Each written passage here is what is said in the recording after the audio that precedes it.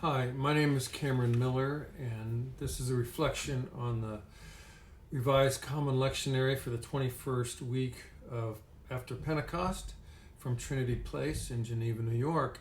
And I simply have to talk about Job today, or more precisely, God's indictment of Job and us. I have to because I really want to. But first, I want to be a teacher and to note something fascinating about Mark's gospel story that's only tangentially related to Job. If we look at that story that we just heard from Mark as it is told in the Gospel of Matthew, a critical difference between Matthew and Mark come to light. In Matthew, it's not the Zebedee boys who try to elbow their way into the front of the line. It's their mother. Their mom asks Jesus to make her boys the princes of the organization, thus leading Jesus later to refer to the Zebedees as the sons of thunder. Now, the reason for this difference between Mark's and Matthew's versions is that Mark is a Gentile speaking to a Gentile audience of Roman citizens and trying to convince them to care about Jesus. Matthew, meanwhile, creating his gospel 15 years or so after Mark, is a Jew writing to Jews trying to convince them that Jesus is the new Moses. Now, Mark, throughout his gospel, paints the disciples and any close associates of Jesus as nincompoops and bumbling idiots.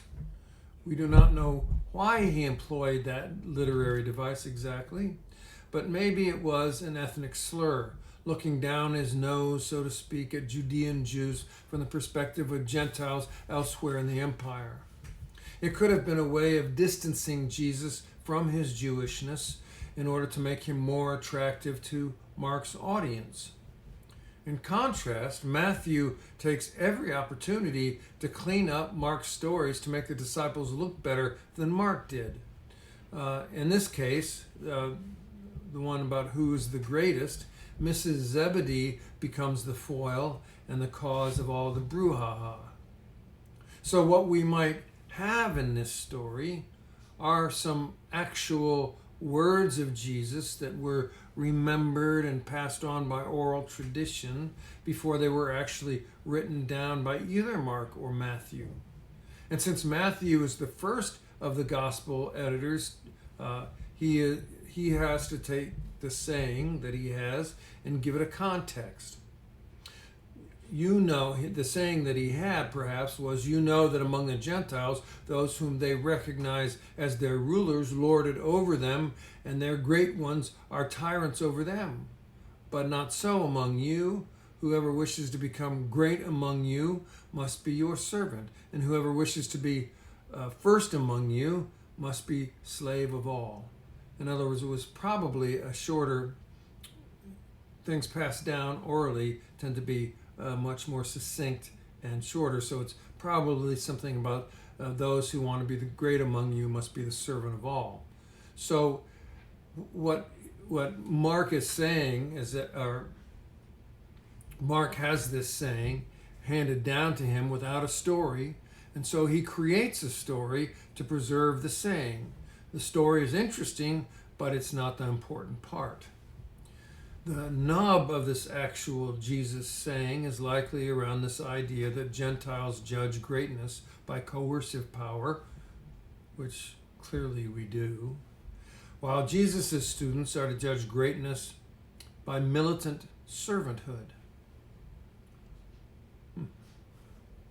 So that's what I felt the need to share because Mark and Matthew gave me the opportunity to do it. But what I love about this piece from Job, and that I want and I need to share again, is that God turns Job's questioning around on us. So I'll shift into Job now. It's such a beautiful prosecution of the human mind, and it graphically answers our indictments against God, all those times that we shake our fist and demand to know why. God answers Job's river of questions from out of a whirlwind. God always talks to his friends from out of something wild, a burning bush, a smoking mountain, a whirlwind. God says, poetically, I believe, "Who is this? Who is this that darkens counsel by words without knowledge?" What a great line. Who is this that darkens counsel by words without knowledge? In other words, God is letting Job know up front, and through Job, us, that he's ignorant, an ignorant, ridiculous little creature with no standing in the court of the gods. This story about our ignorance is about our humility. It's about our smallness. It's a story that demands that we accept our ignorance. In other words, there are things we don't get to know. And making up beliefs that fill the gaps of our knowledge is actually a blatant act of faithlessness.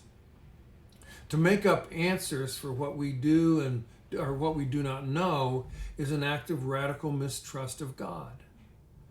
But we are like those Zebedee boys, and we host a restless child within us. Now, I assume I'm not alone here when I point out that this small child's voice inside actually never grows up, and who will haunt us in our adulthood unto death. This little kid inside is always angling for a better place, a little bit more knowledge, insider knowledge, a little more privilege, a little more blessing, more than is appropriate or even possible.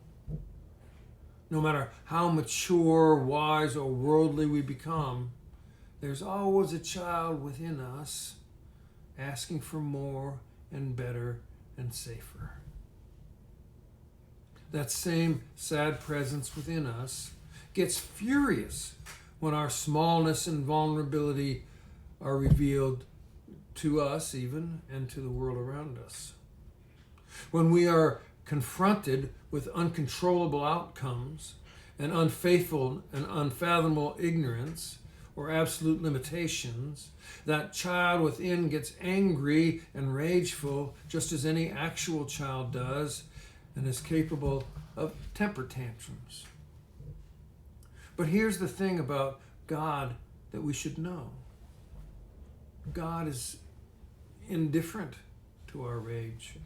Indeed, God is detached from our anger.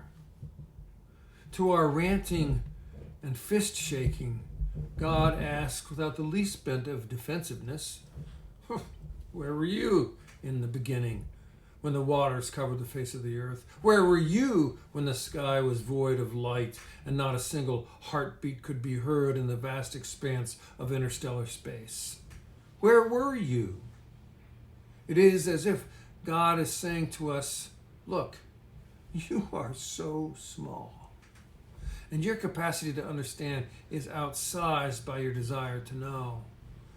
Trust me or don't trust me, but there are some questions you must live without the answer to, so get on with it." Religion, deeply authentic religion, the kind with a soul of depth, is able to hold faith in its arms and cradle it with tenderness in spite of not knowing. It goes back to those Hebrew lament psalms that I talked about last week. The ancient lament found in the Psalms, like the one Jesus quotes while hanging on the cross, begins with an anguished complaint, begins with rage even, but ends with an acceptance of our ignorance and an act of trust called praise, gratitude. Now, it seems like a contradiction, but it's not. It's the ultimate act of trust. It's a faith in the absence of knowing. Faith in the absence of knowing. It's almost an agnostic faith, and that is holding on to the love of God even though we do not know what we most want to know. When a lament ends in praise, it's the moment of agnostic faith.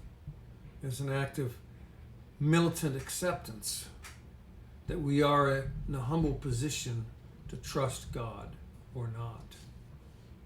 And at that moment, at that intensely inflated moment, we move forward with a fierce and relentless hope toward the world that we are supposed to create with God, or we move forward with total cynicism and resignation that we live and then we die.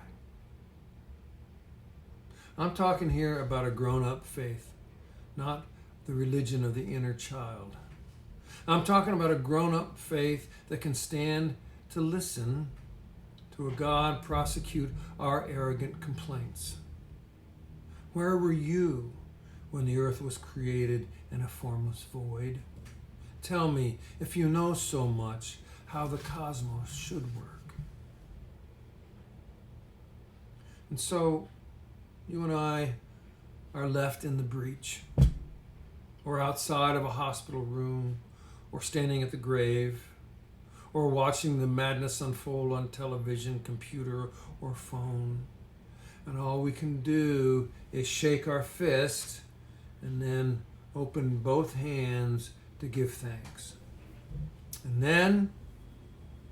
then we get on with it. We do not get to know, but we trust God anyway and go on living our lives as if we are the Zebedees with a mission to accomplish. And that, my friends, is the acceptance of ignorance and the humility of smallness and the willingness to trust God. The most radical faith of all is to know and to accept that we do not know the mind of God, but we will move forward with relentless hope and rock-solid trust anyway. We do not know, and we do not get to know, and we refuse to make up the answers to fill the gaps in our knowledge. Instead, we trust God and move forward.